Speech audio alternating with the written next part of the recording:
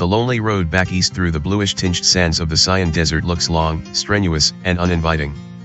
With little choice, however, your party prepares to begin the arduous march forward, the return trip back to the bandit camp nearly a 2-week trek ahead.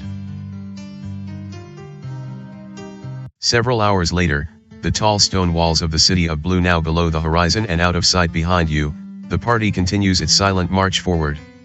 The desert surrounding you is total, a sea of sand, heat, and wind, an impossible environment to survive in without copious amounts of water.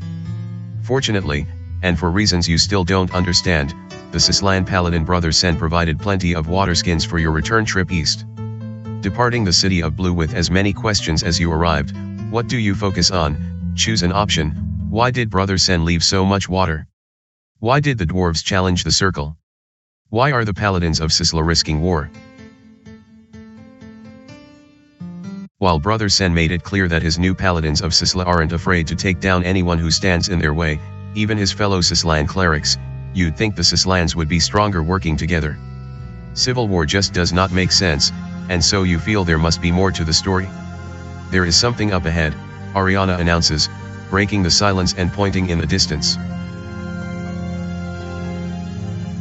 Eswin nods to Ariana with approval and the young elf strides ahead to scout what only she sees at the moment, soon nearly out of sight herself. After a minute or two of anxious waiting, Ariana then signals for the party to join her, the way ahead apparently safe. Rejoining Ariana, your party encounters a lone horse standing on the road, the beast stumbling and about to collapse. On the back of the horse is an elegantly dressed woman, slumped over with her hands bound behind her back. It's a bewildering sight. What do you do? Choose an option, approach to help the horse and woman, keep your distance and see what happens. Janet permanently increases her altruism score by 1 point, throwing caution to the wind. You instinctively step toward the horse, grabbing its reins and assuring the animal you mean no harm before turning your attention to the woman on its back. With the help of Eswin and Sainadius, you pull the woman off the back of the horse and lay her down on the sand. Pushing away the hair from her face, you immediately recognize the woman as Voxar, the inner circle representative you met earlier in Blue. She currently has her hands bound behind her back. Let's do a party intelligence check to see if you recognize something here. Needing a 13 or less from your heroes, a 14 was rolled. Failure. The cord binding the hands of Voxar has a slight glow to it, but that's about all you can tell. Quickly unteeing the representative, you uncork one of the water skins Brother Sen left you and apply its cooling water to her parched lips. Both Sainadius and Kartha apply their healing power as well, your heroes quickly bringing the sorceress back to consciousness. Voxar looks about and sits up under her own power, not accustomed to needing the help of others. She then recognizes all of you, and for a moment she shows a hint of a smile. It appears your assistance is most timely. Representative Voxar, Redfern inquires, concerned for her. What happened? We were told you were banished, Kartha adds, concerned as well. We thought that meant you returned to the circle. How did you get out here? I knew Hefralin and Dilt were up to something, but I never thought they'd try to murder me, Voxar returns, both upset and embarrassed. Someone kidnapped me, bound me with the Jakakard and led me out here to die. Let's do a curiosity check on your hero and see what happens. Needing a 15 or less from Janet, a 6 was rolled. Success. Given the circumstances of the past few days, you estimate that she's likely been out here for at least 24 to 36 hours. Had you not found her now, she likely would have expired in only a few more hours.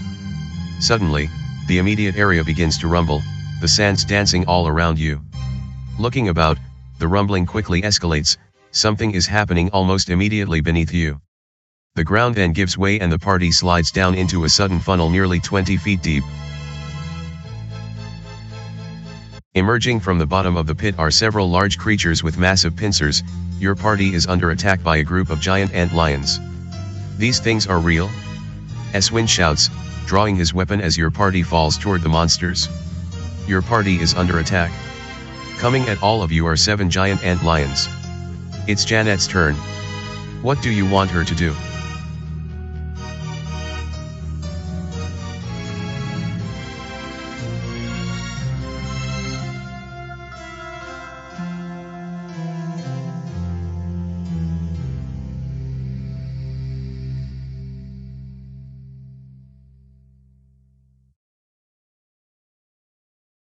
Janet readies her mace +2 and swings at giant ant lion number 4, needing a 16 to hit. Die roll is a 3, needing a 40 or less on percentile dice, a 6.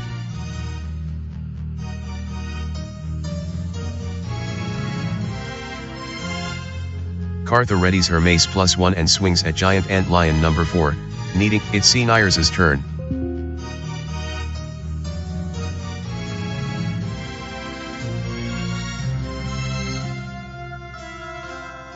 Senires readies his mace +1 and swings at giant ant lion number 4. Giant ant lion number 4 attacks Eswin with its. Giant ant lion number 7 attacks Eswin with its bite, needing a 20 to hit. Die roll is a. It's Ariana's turn. What do you want her to do? Ariana readies her golden quarterstaff +1. Redfern casts web on roughly half of all encountered combatants, attempting to immobilize them in sticky goo. Giant ant lion number 1 avoids the attack altogether. Giant ant lion. Eswin readies his quarterstaff +1 and swings at giant ant lion number 4.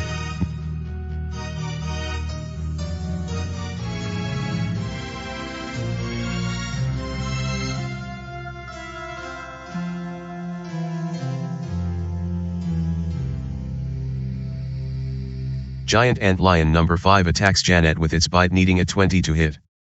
GM note, a new combat round has begun. Initiative, needing a 40 or less on percentile dice, a 13 is rolled. Success. Barth.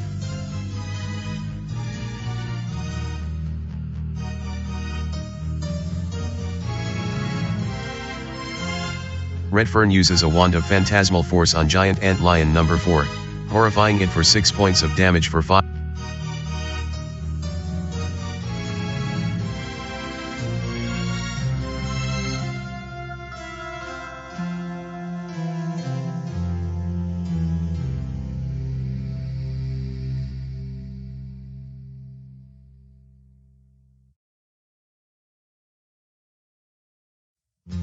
Janet uses a skeletal seed on giant ant lion number 4, causing the monstrous hero to attack it for 8 points of damage for 10 minutes. Giant ant lion number 4 has been defeated. Senires readies his mace +1 and swings at giant ant lion number 1, needing a 16 to hit. Die roll is a 19. Cartha readies her mace +1 and swings at giant ant lion number 1, needing. It's Ariana's turn. What do you want her to do? Ariana readies her golden quarterstaff +1 and swings at giant ant lion number 3. Giant ant lion number 1 attacks Janet with its bite, needing a 20 to hit. It's Eswin's turn. What do you want him to do? GM note, a new combat round has begun. Initiative is rolled. Janet readies her mace +2 and swings at giant ant lion number 1, needing a 16 to hit. Barthol readies his short sword +1 and swings at giant ant lion number 3, needing a 12 to hit, +4 due to hiding in shadows. Cartha readies her mace +1 and swings at giant ant lion number 1, needing a 16 to hit. Die roll is a 19, +5 to hit.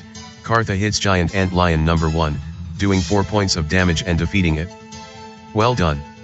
All combatants have been defeated, ending the battle. Each hero receives 240 experience points.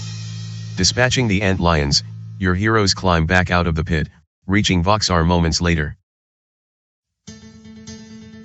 If all of you are done fooling around, we need to go back to Blue and save all those dwarves, Representative Voxar criticizes as you gather again alongside the ant lion pit. Can I count on you?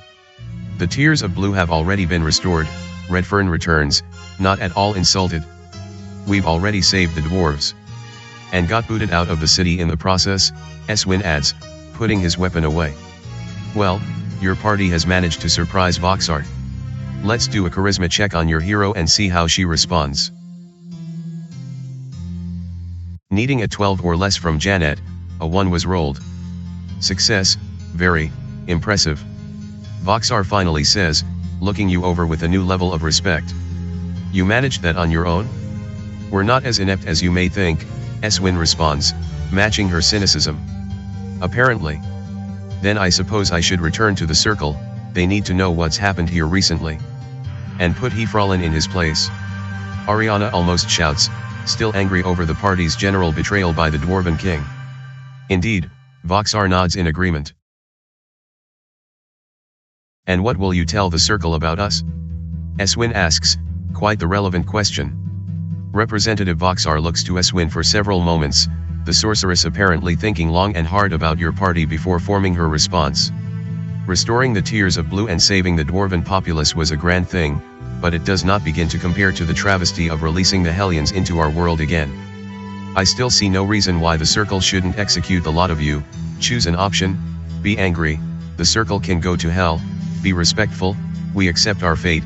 Be suggestive, let's talk about this. The diplomacy score for Janet remains the same. Can't we talk about this? Kartha asks, matching contempt with genuine compassion. Putting us to death won't drive the Hellions from Mariga, either. Please, give us a chance to redeem ourselves and let us help save this world. I can respect your position, Voxar softly replies, her mind already racing. I could neglect to tell the Circle about you, but I would want a favor in return. And what can we do for a Circle wizard? Redfern asks, sensing an opportunity. My father, his name is Lodice, has gone missing. Find him, rescue him if you need, and I will forget I ever met all of you. Can't your high and mighty magic find him? Eswin sarcastically replies, still distrusting of the sorceress. What do you need us for? He's just as powerful as I, Voxar replies, her honesty surprising. He's avoided my attempts to SCRY for him, he does not want to be found. Then we will have to track him down on our own, Kartha suggests, the only real choice. Any idea where he might be? I haven't seen him in years, the Circle representative answers, her response not all that helpful. My sources suggest he was last seen within the island nation of Genland. One of 60 or so countries within Mariga. Let's do a party curiosity check to see if anyone knows anything about this nation. Needing a 11 or less from your heroes, a 5 was rolled. Success, Genland. Kartha responds, surprised, and even somewhat shocked. He went there? Is he crazy? I know. The sorceress exclaims, throwing her arms up in the air. That place has been a sanctuary for women for decades, arresting and even executing any man who dares trespass. What he's doing there I have no idea, but I need you to find out and even rescue him if need be. That's a strange request, Sainadir's comments, relatively quiet during the conversation. What aren't you telling us? Indeed, it does seem that Voxar is holding something important back. Let's do a wisdom check on your hero to see if you can discern anything more here. Needing a 14 or less from Janet, a 3 was rolled. Success, you suspect that while Voxar is being generally honest with the party, she's not only withholding information but she's very worried for her father. It feels that she's sending your party into significant danger without adequately warning you about it. And where is this Genland you want us to go to? Eswin asks. Off the coast southeast of here, many weeks if you travel on foot and then ship, the concerned sorceress responds, pointing in the appropriate direction. But I need you to begin your search immediately, so I will teleport you to its capital city of EAA. You can start your search there. GM note, your quest log has been updated. Click the quests button for all the details. Your heroes nod, instinctively gathering into a tight circle. You've been through this teleporting thing before now and you know what to expect. One last thing, Voxar announces, drawing a deep breath before continuing. Those of you who are male, you will need to disguise yourselves while in Genland, and act as ladylike as you can. What? Eswin demands to know, offended by the advice. Are you insane? I will never agree to. Summoning an insignificant amount of her nearly limitless power, Voxar magically disguises all the men in your party into women, changing their hairstyles, assigning appropriate clothing and even removing all facial hair in preference to color and subtle makeup. Sainadir seems ambivalent to the sudden change. Redfern smiles a bit as he looks himself over, rather impressed. While Eswin is outraged, and you can't help but chuckle at the sudden transformation.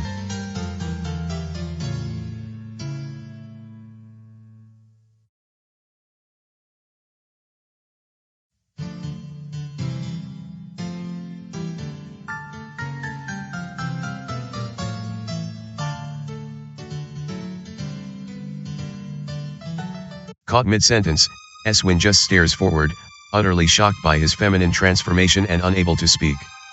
Voxar smirks, then conjures her teleport spell, about to whisk you far southeast. You can undo the magic whenever you wish, but find Lodi's as soon as you can and get him out of Genland. Do this, and I will keep the inner circle away from all of you for as long as I can. And with that, everything goes black for a moment as you're teleported away. A wild moment later, you find yourself standing alongside a large and impressive stone bridge spanning a gentle river underneath.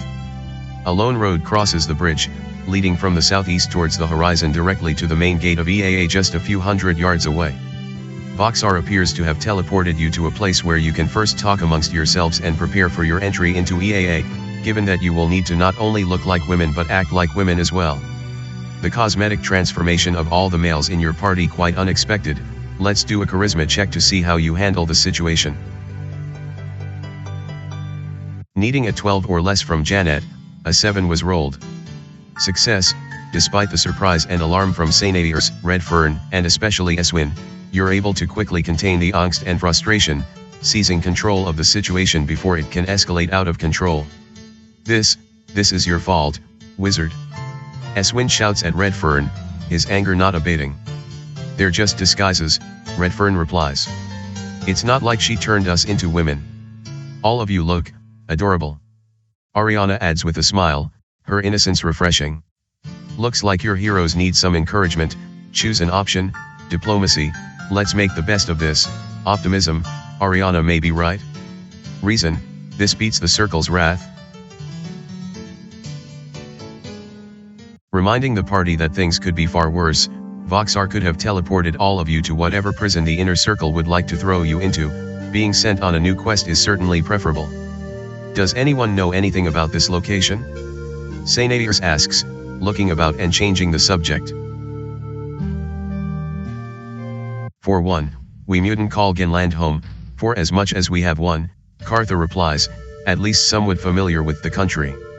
From what I understand, females of all races are encouraged to relocate here, a supposed utopia for any woman. I am curious myself to see if the stories are true. Janet, let's do a curiosity check on your hero to see if you know anything more about Genland. Needing a 15 or less from Janet, a 3 was rolled. Success, you don't know much, but you can confirm Cartha's statement. Genland is known for attracting females from all over Mariga, a place where they can live, work and thrive apart from men. It's the part where males caught within its borders are arrested and even executed that concerns you, of course. I am afraid I don't know much about how to pass as a woman, Redfern acknowledges, still looking himself over. Any recommendations? Ariana giggles, then stops after Cartha's look of scorn and concern. The mutant turns and looks over all the men in your party, ensuring that they look as feminine as possible. Best to let Ariana and I do all the talking, Cartha instructs, struggling a bit with Eswin's disguise. Be courteous and respectful, use your falsetto voice if you must speak, and look people square in the eye.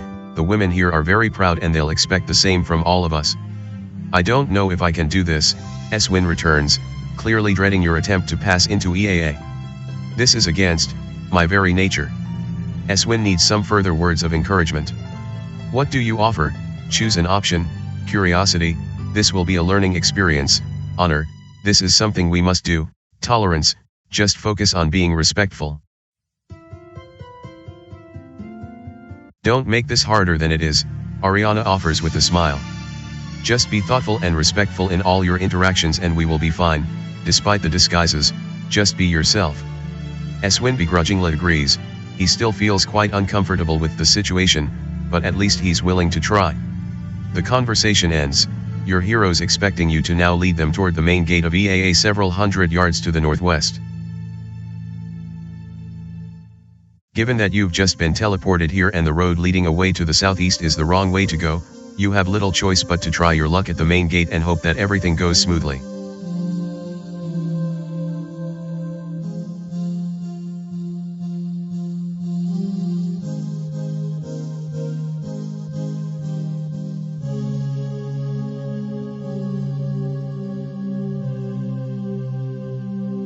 You spend about a minute searching the area. However, you don't find any secret doors or exits. There is nothing, sorry, but at least one of your party heroes is encumbered, carrying too much inventory. You'll have to do something about that before you can leave the current.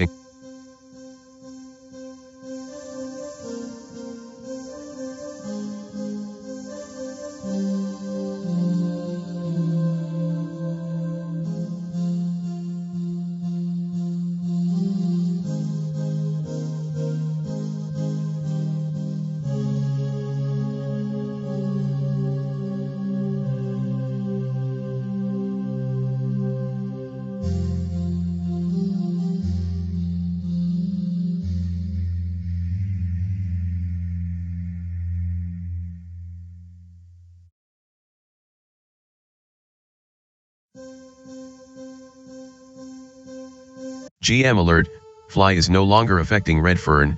Travel alert, using the bridge, you travel northwest, taking 10 minutes to arrive. Reaching the main gate of EAA, you're surprised by how unsecure it actually is. There is no primary wall encircling the capital city, nor is there any sort of portcullis that can be lowered and raised to control those entering EAA. Instead, there are just 2 stone towers standing side by side to mark the city's entrance, separated by about 30 feet and perhaps 50 feet in height. Several dozen townswomen freely come and go between the 2 towers, the guards keeping a casual eye on them. Still standing several dozen feet away, how do you wish to proceed? Choose an option: chat, speak to a departing townswoman, observe, spy on the area for a while, stealth, look for a way to sneak in.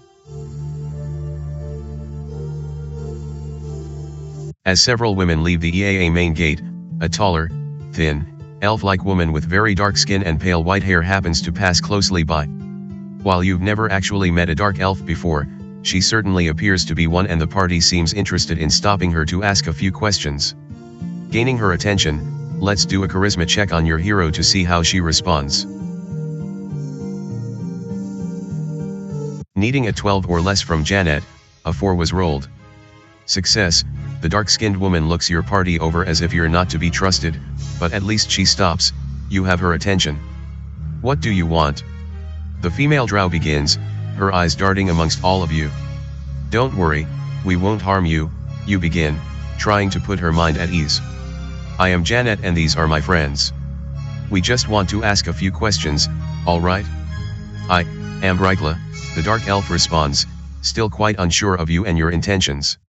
What do you want to know? Choose an option: curiosity, what's a dark elf doing here?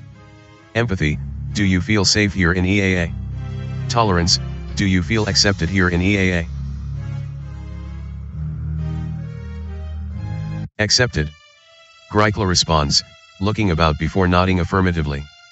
Yes, Genland is accepting of all women, regardless of their color, race, or beliefs. I've never been more accepted anywhere.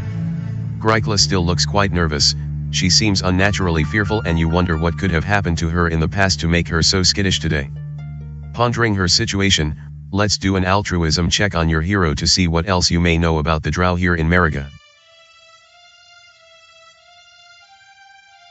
Needing a 14 or less from Janet, a 1 was rolled. Success, yes, you're familiar with the banishment of the Dark Elves at the end of the Age of Damnation, and how they've had to eke out a miserable existence ever since in places even dwarves wouldn't go. Surely their race has more than paid for the mistakes of their forefathers 10 centuries ago. Ariana then steps forward, naturally curious about her racial cousin, asking her a question with a gentle smile. And what's the best thing about being here, Grykla? The dark elf manages a faint smile as well, takes a tiny step forward and reaches out to Ariana, softly combing back Ariana's hair with her fingers. There is an innocence here, unlike anywhere I've ever been. I am free here, to do as I wish, pursue my passion, exist in ways impossible back home. This place is magical, beautiful, and I hope you enjoy it half as much as I do. Grykla seems almost smitten with Ariana.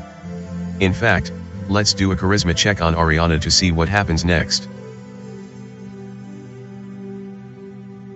Needing a 14 or less from Ariana, a 19 was rolled.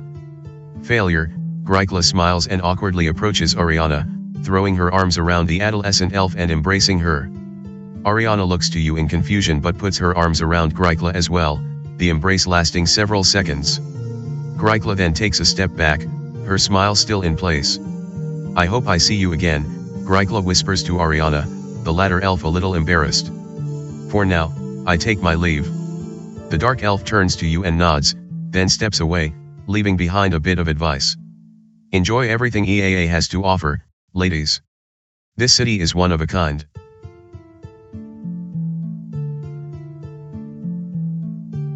"Is everyone here so sensual?" Redfern asks, your party watching Grykla cross the bridge where you arrived a short time ago. "Let's go find out," Cartha responds, leading your party toward the two stone towers a few dozen feet away. "Ariana, let's lead the way. If you can focus."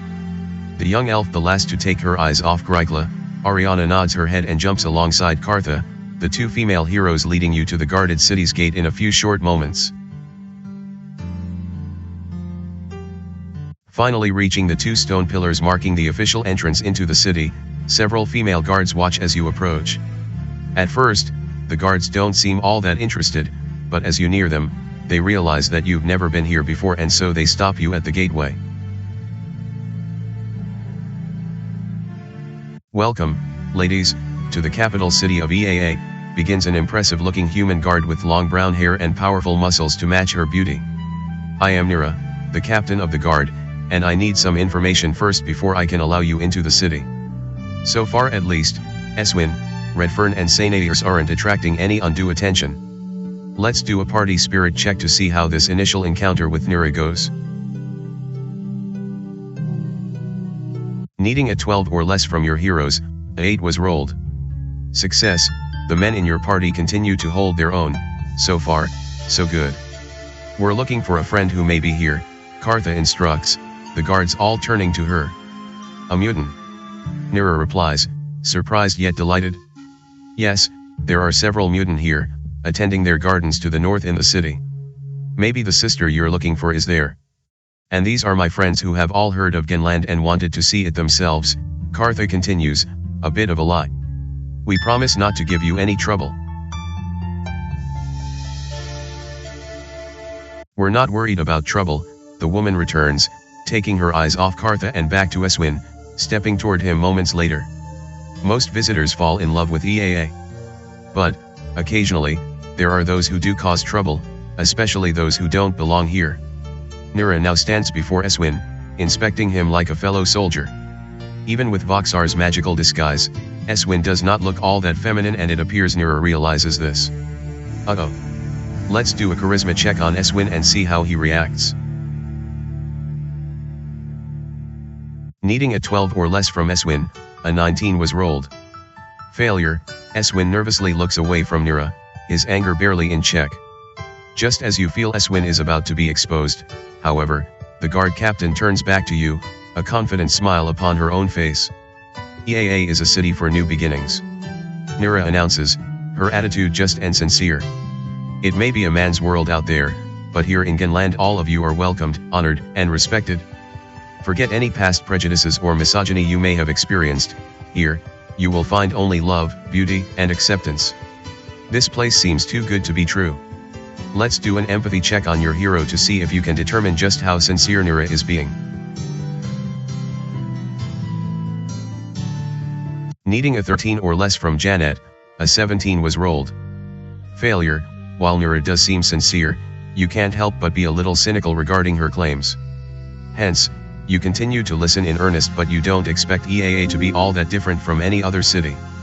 To enter, all we ask is that you swear fealty to Queen Delpana, our governing mother who makes life within EAA possible, Nira then announces, her voice firm yet still friendly. "Please prove your allegiance by accepting the mark of the White Rose." The soldier holds up the back of her left hand, displaying a tattoo of a white-colored rose. She then retrieves some sort of stamp from a pouch around her waist, ready to press the device against each of your hands as you pass through. Question is, are you willing to accept the marking, and everything it represents? Choose an option. Maybe. Is any magic involved? No, we can't make such a commitment. Yes, we will yield to the White Rose. The optimism score for Janet remains the same, and with that, each of your heroes step past Nira, the guard captain reciting to new beginnings. And stamping the top of your left hand with the white rose, the temporary tattoo actually charming. Soon the deed is done and all of you are stamped, welcomed, and standing now just within the city of EAA. Studying the new mark on your left hand, let's do an intelligence check to see if you notice anything more. Needing a 13 or less from Janet, a 13 was rolled. Success, the tattoo ink dries almost instantly, the white rose image rather complex. While temporary, you suspect that it may take weeks, months, even, for the ink to eventually wear off. Fortunately, you don't feel any pain or magical sensation from the mark, it appears to simply be a temporary tattoo and nothing more. Nira flashes you one last smile, then turns back toward the main gate as a few new women arrive to enter the city. Nervous the entire time for your adventuring party in getting past the guards, the magical disguises created by Voxar worked, you're in the city now and can go anywhere you wish. Well done. Standing just inside the EAA main gate, everything that the city has to offer is now available to the north and west. Just ahead is the city hostel, while the EAA power tower dominates the road further ahead to the northwest. Feel free to go wherever you wish.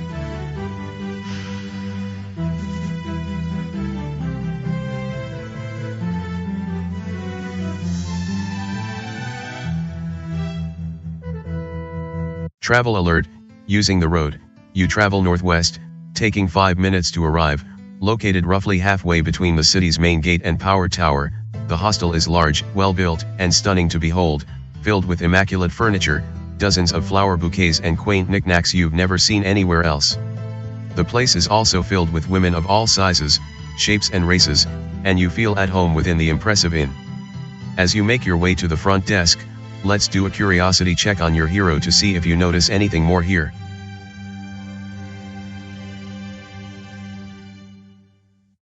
Needing a 15 or less from Janet, a 9 was rolled. Success, while the overwhelming majority of women here seem calm and at ease, you do overhear a conversation of concern, one that focuses on some sort of problem within the city.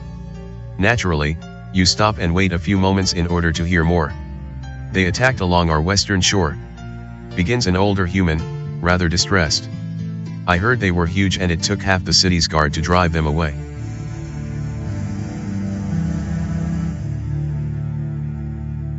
My word.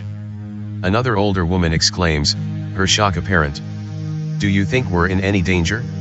It's not the first time either. The initial woman responds. There is something going on they're not telling us. The second woman nods her head before noticing you and ceasing their conversation. A little embarrassed, you then make your way to the front desk.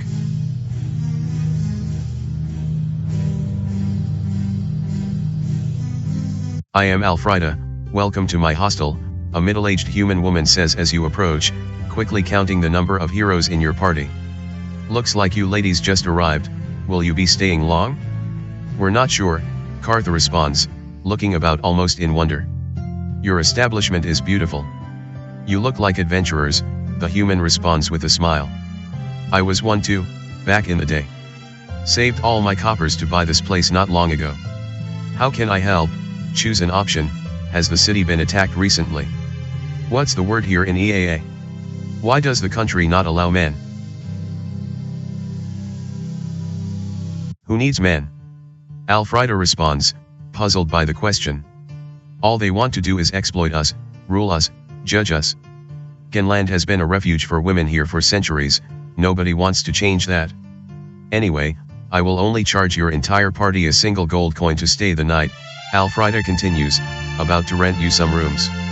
You can stay as long as you wish, but once you leave and return, I will need to charge another gold coin. Fair enough? The rent does seem fair, more than fair, and you wonder why the halfling is being so generous. Perhaps that's just the way all the women treat each other here in EAA.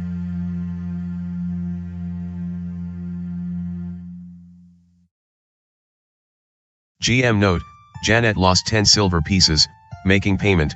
Your party is escorted to several lavish rooms, the most elegant and cleanest you've ever stayed in. Clearly, Alfreda values her guests tremendously. You can now rest as long as you wish, memorize spells, and generally take care of yourselves. Once you leave, however, you will need to pay another gold coin to rent another block of rooms.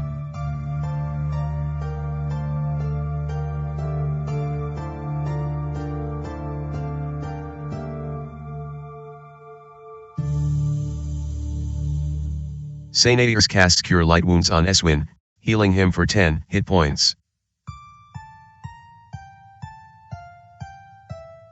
Your party rests and recovers for 8 hours. Wounds are tended, spells are memorized, and your heroes are refreshed.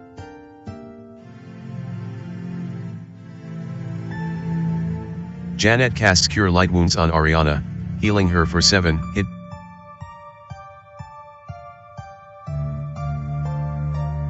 Kartha casts Cure Light Wounds on Eswin, healing him for 7 hit points.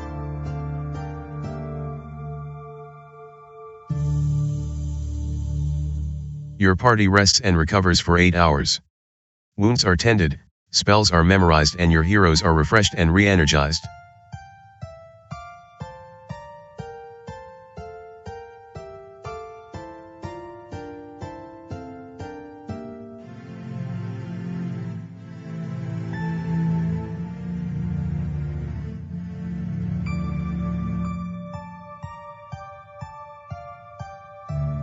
Travel alert, using the road, you travel southwest, taking 10 minutes to arrive. Your heroes approach the Sislan Church here in EAA, the light lavender painted construction rather modest compared to many of the other buildings within the city and not as impressive as you would have expected. The doors are open, so you head inside. The interior of the church is splendid but modest as well, not quite as grand or spectacular as you're used to seeing. While the few pews here indicate that most stay away from the church, the empty space is dominated by dozens of vases filled with white roses, providing a most pleasing smell as well as sight. Hello. Sainadius calls, looking about. A few moments later, an enchanting young human woman appears from an adjacent hallway.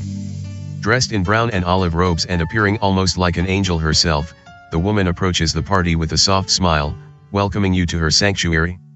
Welcome, pilgrims, to our humble shrine. I am Acolyte Annette, may the gentle spirit of Sisla guide, honor and protect you. Let's do a spirit check on your hero to gauge your initial reaction to the Acolyte. Needing a 12 or less from Janet, a 19 was rolled. Failure, the priestess here seems devoted to her calling, but that's about all you can initially tell from her. Bless you, child, Sainadius responds, patting his chest twice and opening his palm with the sign of Sisla, and receiving the gesture in return. Are you alone here? I am afraid so, Annette responds, bowing her head. I know the Sislan way is male-dominated, but Sisla herself was a brave, noble, sacrificing woman, a perfect role model for all women here in Ginland, so I thought establishing the faith here would do better. Not everyone sees the light right away, Sainadius responds, encouraging the acolyte. Keep the faith, Sisla will do the rest. It's not for lack of trying, Kartha adds, looking about and very much impressed. Your shrine is absolutely beautiful, one need not believe in Sisla to feel at peace within this place. Eh? Mutant? Annette asks with bewilderment, as if she'd never encountered one before. Indeed, an awkward silence fills the air as the two priestesses eye one another, and for a moment you suspect that some sort of fight is about to break out. How do you react? Choose an option, remain neutral and see what happens, side with Annette and step alongside her, side with Kartha and step alongside her.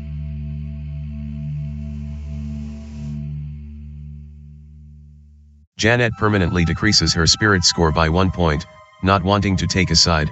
You remain standing there, waiting for what you feel is imminent conflict, and unwilling to do much about it. A mutant. A real, honest, mutant. Annette shrieks with a large smile, surprising all of you as she dashes to Kartha in her enthusiasm. Questions? Yes, I have so many questions, where do I start? How can I help? Kartha responds, just as surprised as the rest of you but willing to answer anything. Wait, aren't the two of you enemies? Eswin asks, equally as confused. Enemies. Annette asks with surprise. It's easy to believe in Sicily, believe there is a place and a purpose for me, to know where I will go when my time here in Sicilus is over. But mutant, they reject all of that, reject what belief in Sicily provides, risk their very souls for something more. What can that be? I so want to know. I never thought about it like that before. Sainadius mumbles, now as confused as Eswin. The stained glass window several dozen feet away suddenly shatters inward, shards flying everywhere and seizing your immediate attention. A variety of large, marshy creatures then pour through the destroyed window, quickly invading the church and heading in your direction. Mixed in the group are giant crabs, flies, frogs and spiders, all of which are huge. You've never seen such massive versions of these creatures before.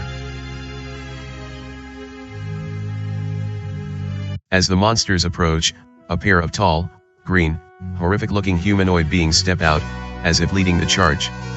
Their sight is so frightening as to be unnatural, and Annette lets loose with a terrifying cry so loud it nearly punctures your eardrums. The acolyte then turns and flees back to the church entrance, desperate to escape the attacking horde.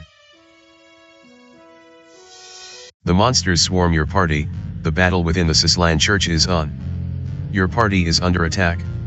Threatening all of you are 2 giant crabs, 4 giant flies, 3 giant frogs, 2 giant tarantulas and 2 swamp monsters. It's Janet's turn. What do you want her to do?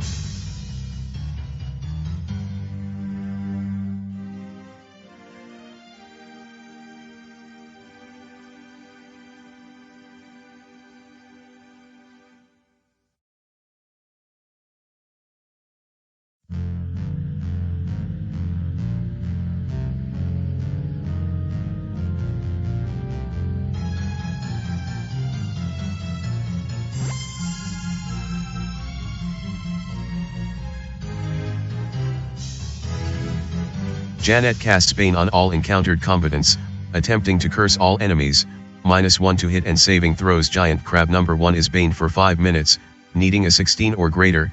Giant Crab number 1 rolls a 10 and fails versus spells. Giant Crab number 2 is not baned. Ariana readies her golden quarterstaff +1 and swings at Giant Fly number 4, needing a 13 to hit.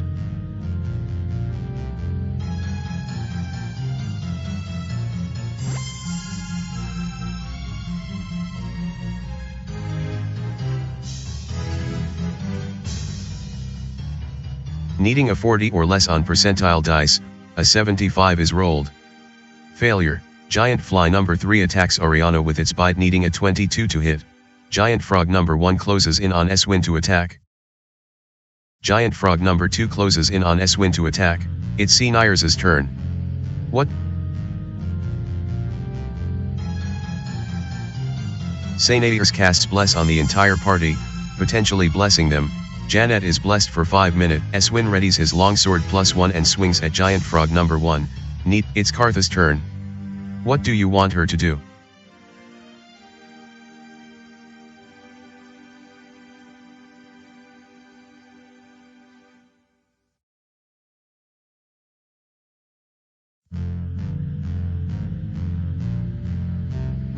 Cartha casts Spiritual Hammer on Giant Tarantula number 2, bashing it for 1 point of damage for 5 minutes.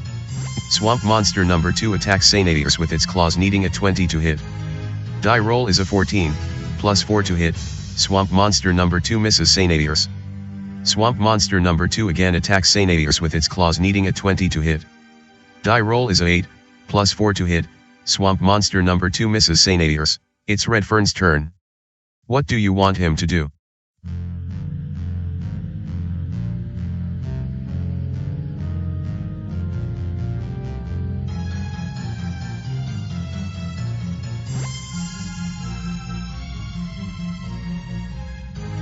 Redfern casts Fireball on roughly half of all encountered combatants, blasting them in an explosion of flame. Giant Crab number 1 is burned for 33 points of damage, needing a 17 or greater. Swamp Monster number 1 attacks Ariana with its claws, needing a 23 to hit. Die roll is a 11, +4 to hit. Swamp Monster number 1 misses Ariana. GM note: a new combat round has begun. Initiative is rolled. With higher values acting first, it's Redfern's turn. What do you want? Redfern casts web on roughly half of all encountered combatants, attempting to immobilize them in sticky goo. Giant fly number 3 avoids the attack altogether. Giant frog number 1 is not held, needing a 17 or greater. Eswin readies his longsword +1 and swings at giant frog number 1, needing a 11 to hit. Die roll is a 2. Kartha directs her spiritual hammer at giant frog number 1, bashing it for 5 points of damage. Ariana readies her short sword +1 and swings at giant fly number 3, needing a 12 to hit. Barthol readies his short sword +1 and swings at giant frog number 1. Sainadius readies his mace +1 and swings at giant fly number 3, needing. Kartha readies her mace +1 and swings at giant fly number 3, needing a 12 to hit. Die roll is a 7, +5 to hit. Kartha hits giant fly number 3, doing 6 points of damage and defeating it. Well done. All combatants have been defeated, ending the battle. Each hero receives 299 experience points. The large swamp creatures are defeated and they quickly retreat back through the remains of the window.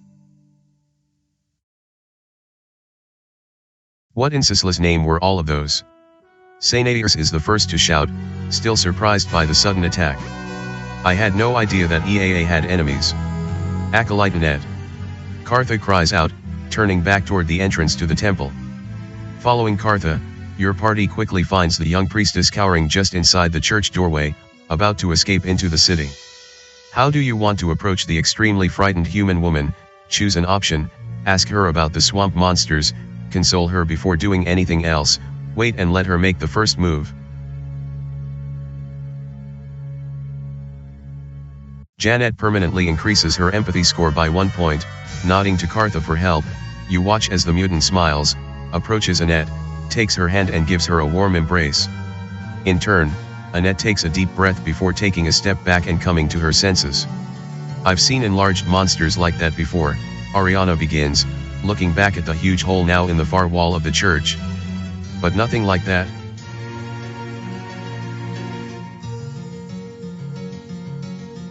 Those swamp monsters seem to be controlling the rest, Eswin conjectures.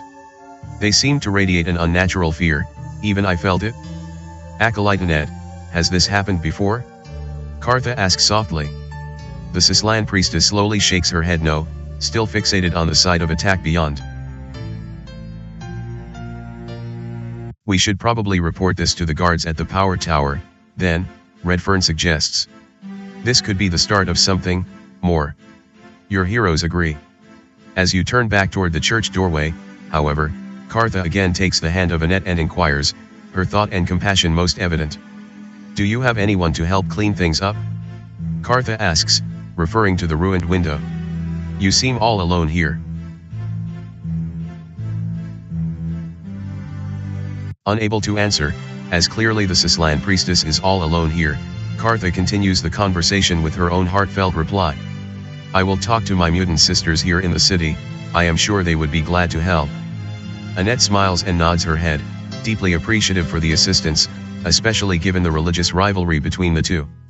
You look to Annette one last time, then prepare to lead the party out the door. For the moment at least, there is nothing more you can do here at the Sislan Church. However, Acolyte Annette continues to stand by, ready to provide any healing or restorative services you may be interested in.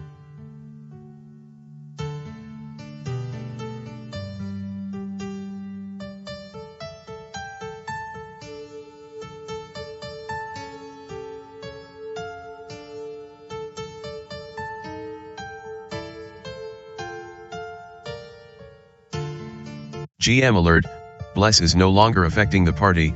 Travel alert, using the road, you travel northwest, taking 5 minutes to arrive.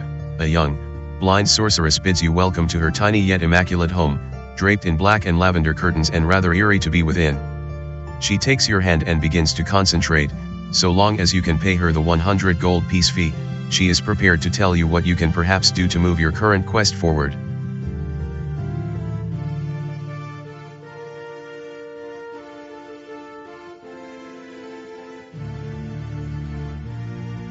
Travel alert, using the road, you travel west, taking 10 minutes to arrive. This small stone building is closed and locked, intended to incarcerate those who have violated some local law. It may or may not be occupied, but given that it's magically sealed, you won't be finding out what's inside anytime soon. Alongside the southern wall of the building is a wooden platform, the gallows of the city. Here, condemned prisoners are hung by the neck until dead, a strong rope swaying in the breeze. The sight is gruesome, and you're surprised to see such a contraption here in EAA.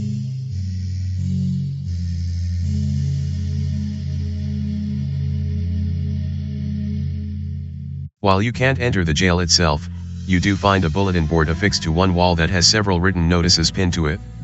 Reviewing the variety of notices, your eye is immediately drawn to the largest, pinned directly in the middle of the board.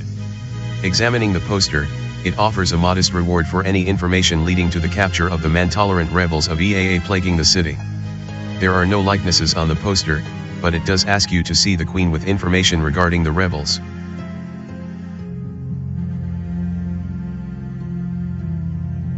I wonder who these rebels are? Ariana comments. And look, there is a reward.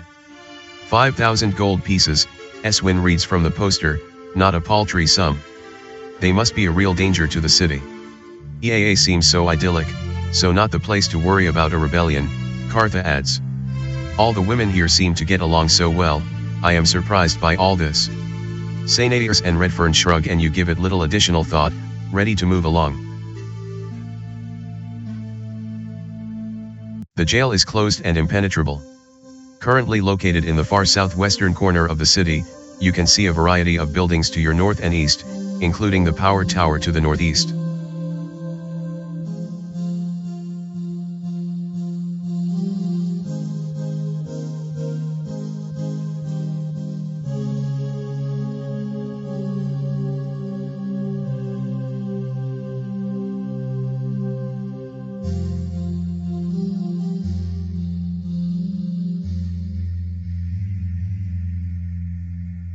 Travel alert, using the road, you travel northeast, taking 10 minutes to arrive. Reaching this large, open field within the city, you pass through a small stone fence partially encircling the field and step towards some nearby wooden bleachers, an apparent place to sit and watch activities on the field. Indeed, there appears to be some sort of activity going on involving several dozen EAA guards, the soldiers marching in perfect cadence to a drummer alongside them. The women appear to be a diversity of different races, but are all marching to the beat of a single drum, a rather impressive sight. A simple townswoman is sitting 10 feet from you, perhaps she knows more about what is going on. Oh, this is just the preparation ceremony, the fair-skinned younger halfling replies, a roguish grin on her face. They're here to show everyone who's in charge. The real spectacle should begin shortly. Turning back to watch, you notice that more townswomen are beginning to file into the area and take a seat, confirming that something interesting must be imminent. The marching guards soon conclude their ceremony, stepping off the field in your direction and stopping just a few dozen yards or so away from you. As you watch them leave the field, let's do a curiosity check on your hero to see if you notice anything. Needing a 15 or less from Janet, a 13 was rolled. Success.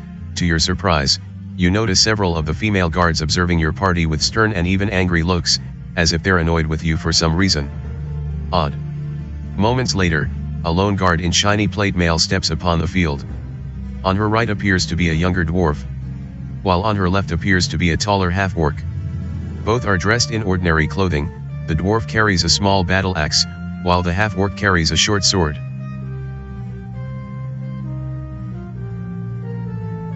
Now comes the good part. The woman sitting near you exclaims, a big smile on her face. These two have been feuding for years, they're going to settle their score here in the arena. This seems rather barbaric, Kartha responds, disappointed by the turn of events. Apparently not everyone here in EAA gets along with one another. Reaching the center of the field, the guard in plate mail instructs the dwarf and half-orc about something, her words lost to you from the distance. The combatants ready themselves, then the guard orders the fight to begin. What are they fighting about? Eswin asks, somewhat intrigued by the spectacle. Who knows? The woman near you responds, enjoying the fight. They actually live together but have been squabbling like this for years. Last time, Norabrideth, the dwarf, sliced off a finger from Dura, the half-orc. They reconciled, but here we are again. The two just won't learn. The dwarf and the half-orc continue to attack one another for several minutes, the fight almost brutal at times and causing the assembled crowd to both cheer and gasp. The half-orc then lunges forward and stabs the dwarf in the left arm, a serious blow but certainly not fatal. Norabrideth drops her battle axe and grabs her arm in terrible pain, causing Dura to drop her short sword and rush to the dwarf as if the attack was an accident. The half-orc then quickly bandages the dwarf, wailing with apologies the whole time, and escorts the dwarf off the field, the two now reconciling again. What a bizarre encounter.